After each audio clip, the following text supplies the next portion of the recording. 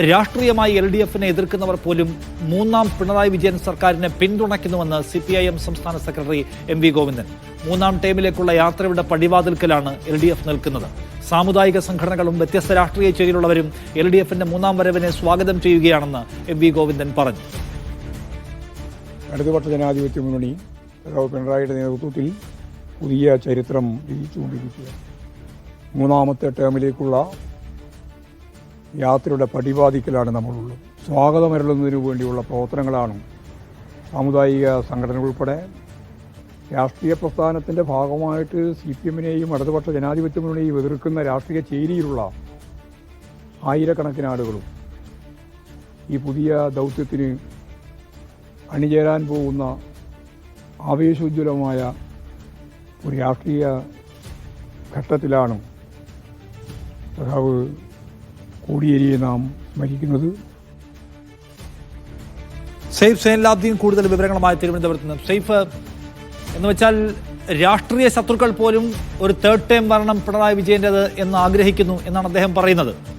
അപ്പോൾ അതിന് വലിയ മാനങ്ങളുണ്ടോ?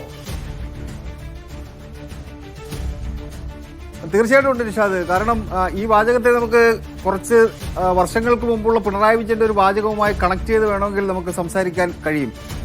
2021 നിയമസഭാ തെരഞ്ഞെടുപ്പിന്റെ അന്ന് രാവിലെ, തെരഞ്ഞെടുപ്പ് പോളിംഗിന്റെ ദിവസം രാവിലെ സുകുമാരൻ നായർ പുറത്തേക്ക് വോട്ട് ചെയ്തിട്ട് ഇറങ്ങി വന്ന് അയ്യപ്പ ഭക്തന്മാരുമായി ബന്ധപ്പെട്ട് ഭരണം മാറണം എന്ന തരത്തിലൊരു ധ്വനി വരുന്ന തരത്തിൽ അദ്ദേഹം ഒരു ചില വാചകങ്ങൾ മാധ്യമങ്ങൾക്ക് മുന്നിൽ പറഞ്ഞിരുന്നു. അതിനുശേഷം പിണറായി വിജയൻ മാധ്യമങ്ങൾക്ക് മുന്നിലേക്ക് വോട്ട് ചെയ്യാൻ വേണ്ടി വന്ന് വോട്ട് ചെയ്തിട്ട് ഭാര്യയും മകളും എല്ലാവരും കൂടെ ചേർന്നിട്ട് തിരിച്ചിറങ്ങുമ്പോൾ പിണറായി വിജയനോട് ഈ ചോദ്യം ചോദിക്കുമ്പോൾ അദ്ദേഹം പറയുന്നത് അയ്യപ്പൻ മാത്രമല്ല സർവ്വചരാചരങ്ങളും ഇടതുമുന്നണിക്കൊപ്പം ഉണ്ട് എന്നൊരു വാചകം അദ്ദേഹം പറയുന്നുണ്ടായിരുന്നു. അതേ വാചകം മറ്റൊരു തരത്തിൽ ഒരു താത്വിക അവലോകനത്തിൽ MV ഗോവിന്ദൻ പറഞ്ഞതായി നമുക്ക് കണക്കാക്കിയാൽ മതി.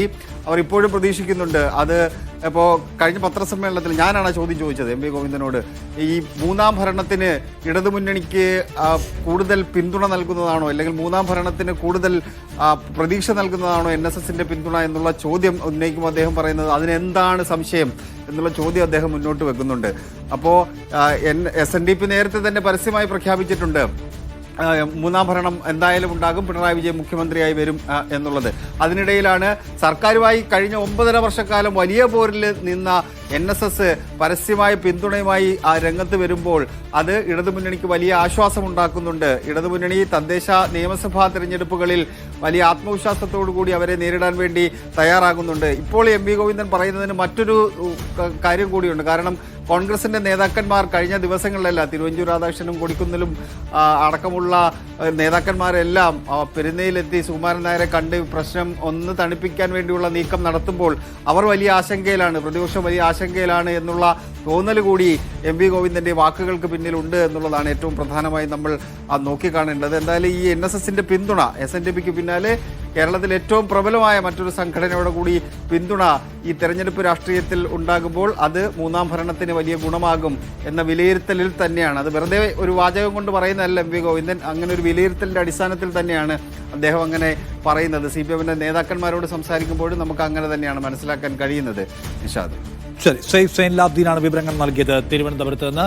രാഷ്ട്രീയ എതിരാളികൾ പോലും മൂന്നാം സർക്കാർ വരാൻ ആഗ്രഹിക്കുന്നു എന്നാണ് CPIM-ന്റെ ജനറൽ സെക്രട്ടറി, സംസ്ഥാന സെക്രട്ടറി MV ഗോവിന്ദൻ ഇന്ന് മാധ്യമങ്ങളോട് പറയുന്നത്. പല സാധ്യതകളുള്ള ഒരു പ്രയോഗമാണ് അദ്ദേഹം നടത്തുന്നത് എന്ന് കാണാം.